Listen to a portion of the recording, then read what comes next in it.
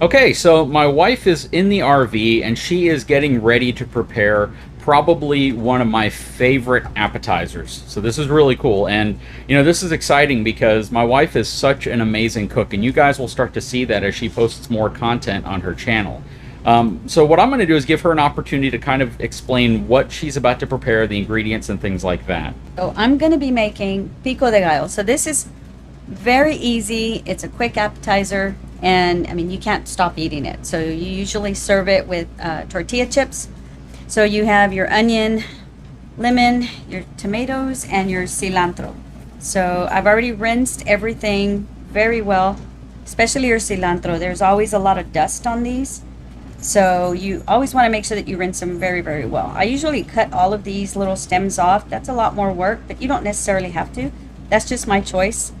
I always have them ready in the fridge, rinsed and cut, but you don't necessarily have to, like I said. But just rinse them very well.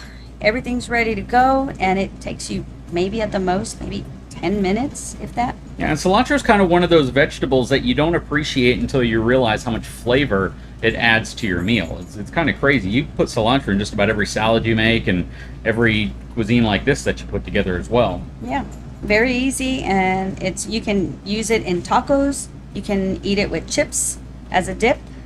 You can pretty much use it anything. You can put it over your eggs. And there's another recipe that's very similar to this, and I'll do that one later. And that one turns into like a salsa, but it pretty much almost has the same ingredients, except for I add seasonings to that one. Yeah, who would have thought that you're about to make an amazing salsa dip or pico de gallo dip that you can eat with chips that only has, what, 4 ingredients? If Really? that. Now, a lot of people, if you want to eat it spicy, you can add some serrano peppers or some jalapeno peppers. You can add that in there as well. But that's just preference. So today I'm just going to make it without the peppers. But this is really, really cool. And, how many recipes do you think you have in your head? Things that are incredibly simple like this to things that can be incredibly complex and everywhere in between. And every meal she's ever made for me is absolutely fantastic. And I'm not just saying that because she's my absolutely amazing, beautiful, wonderful wife. I'm saying that because it's true. This stuff, whenever she makes it, she's lucky if it's not completely eaten before I throw a single hamburger patty on the grill. Mm-hmm. It's that good, and it's this simple. You'll see a lot of recipes on YouTube that are a lot of steps, a lot of seasonings, a lot of things that you have to throw in. But the way she cooks food oftentimes, you don't need to add a lot of things to it because the flavor of the vegetables and maybe a few other little things just give it that flavor you're looking for. Seasoning is key with me. I love flavorful food. I will be adding some salt to this. So if you're watching your sodium intake, you can maybe opt for a different type of salt that doesn't have as much sodium. But otherwise, the way I make it, it's amazing. Everybody loves it. I am in her way right now, and I'm going to be filming this while she cooks it, and I don't want to, or while she prepares it, because you don't really cook anything. Right. But yeah, I'm going to let you guys see just how easy this is and how delicious it is, hopefully through smell-o-vision. So let's kick it off.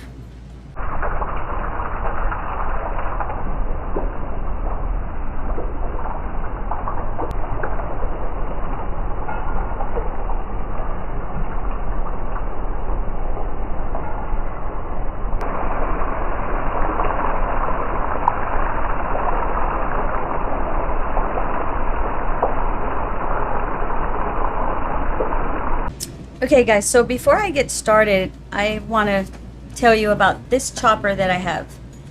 This little chopper is amazing. You can chop up onions, tomatoes, cilantro, I mean anything. You can even chop up carrots in there. This will chop it up in like maybe a few turns. So what you do is you turn it like this and you're done. So I'll show you here in just a sec how quick it is, but this is one of my favorite tools that my husband bought me, and it's amazing. That's one of my favorite tools. I would have 10 of them. I would. They make all sorts of different brands on this, but there are some that work better than others, and I'll let you know which ones are the ones that I prefer. But honestly, they're pretty much all the same, but I have a certain preference because it chops a little bit better and faster, but pretty much they work the same. It's always interesting when you see folks using knives because there's so many folks who will claim a certain knife is better for a certain type of cooking or a certain type of vegetable or meat or whatnot.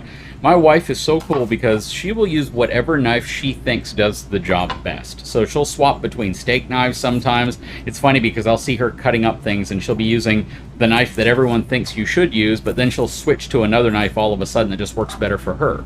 It just goes to show you use the tool that makes you more comfortable, the tool that does the thing you're trying to do more effectively. Yeah. And if it's easier for you to handle, then more power to you. So I have small hands, of course, but I just prefer smaller, easier to handle knives, but I always love them to be sharp for sure.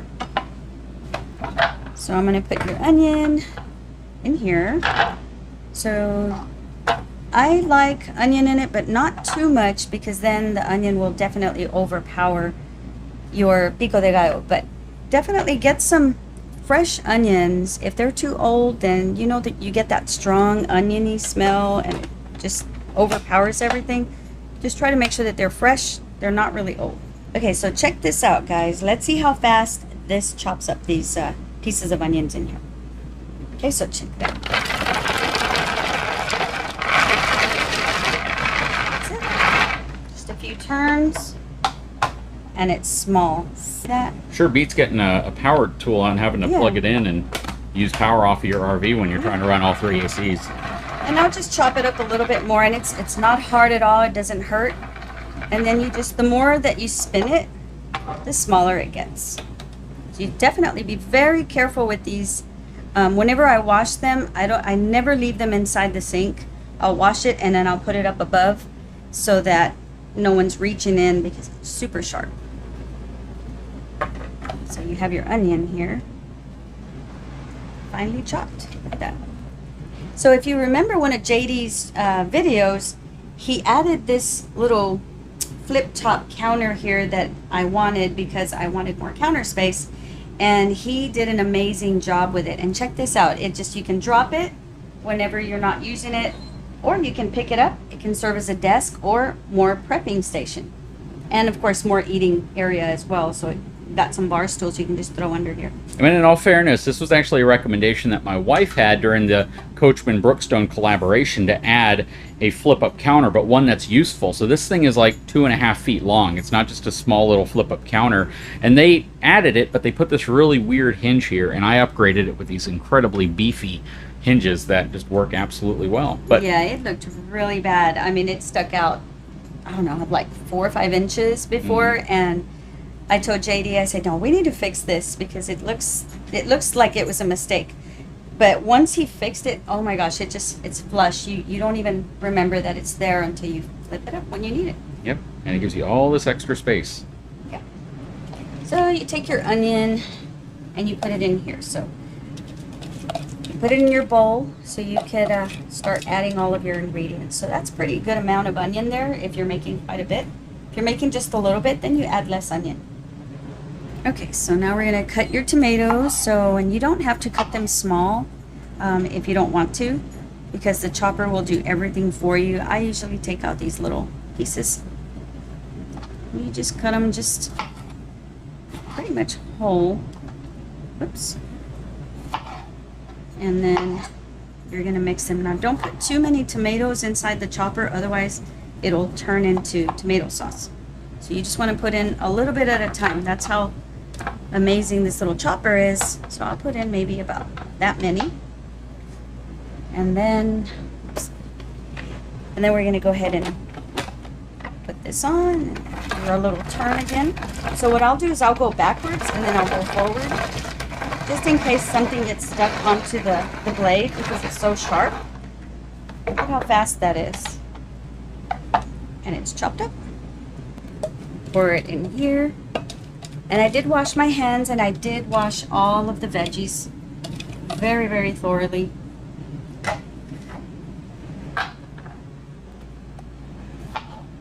And we're going to keep getting these out. Some people prefer to take out the seeds out of the tomatoes, but I just leave them in there because it does help a little bit to make it more like a pico de gallo salsa. So it's not so dry, but it doesn't hurt it. turn it a few times.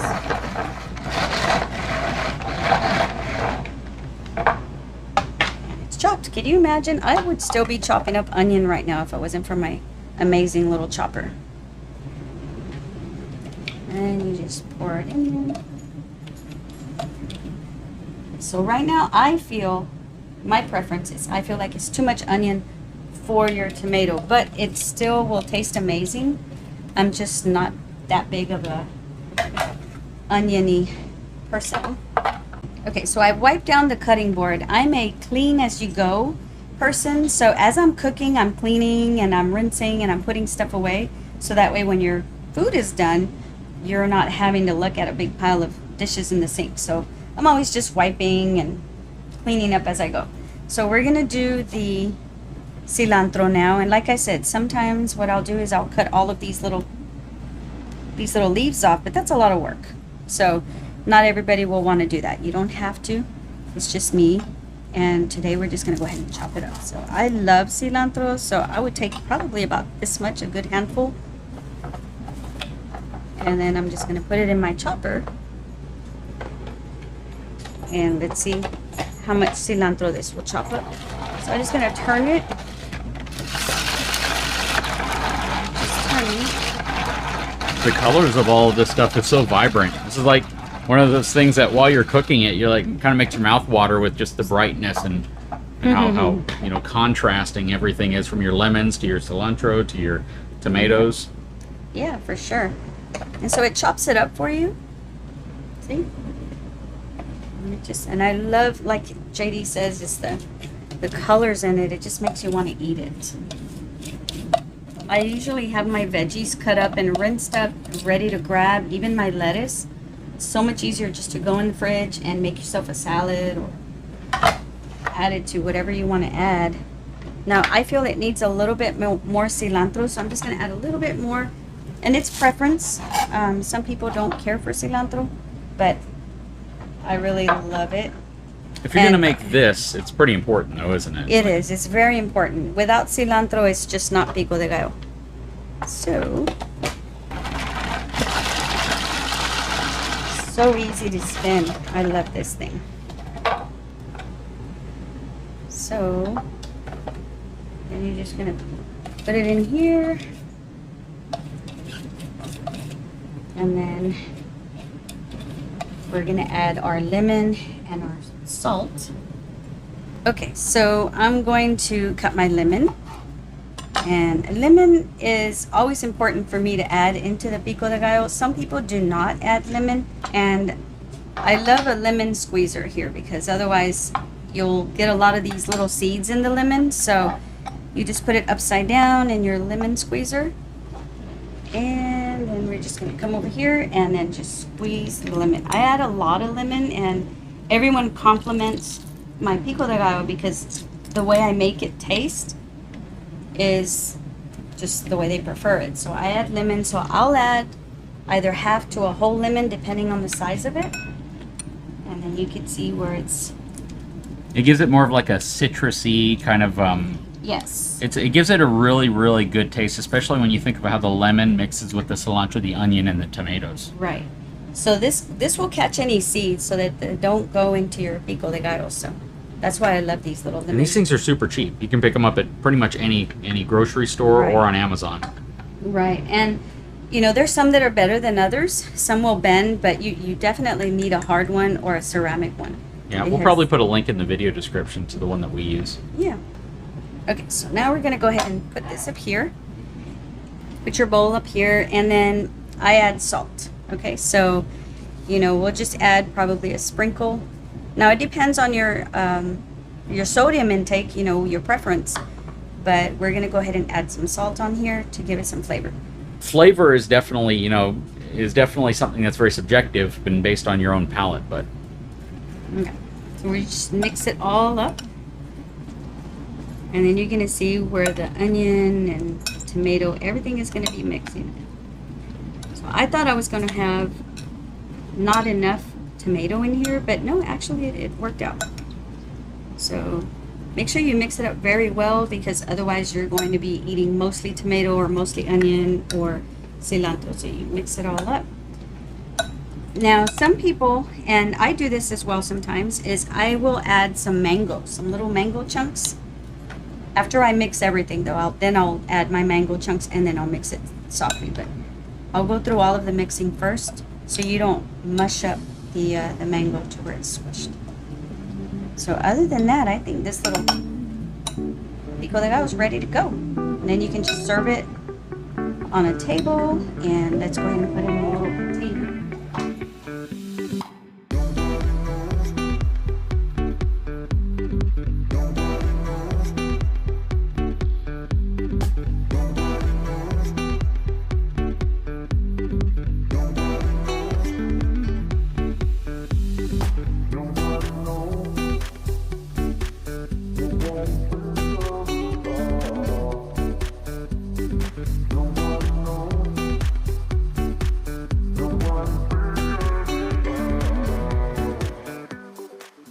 Okay, so that's it. Now you have your pico de gallo and your chips, so you can buy any type of tortilla chip that you prefer. Some people prefer the Julio chips because they have seasoning on them, or some people just prefer these little scoops, or even just your regular round ones. Either way. So real quick, here's a recap of what I used to make this pico de gallo. So I used tomato, onion, cilantro, and lemon, and then I sprinkled some salt in it. If I would have been making mango salsa, then I would have chopped up some mango.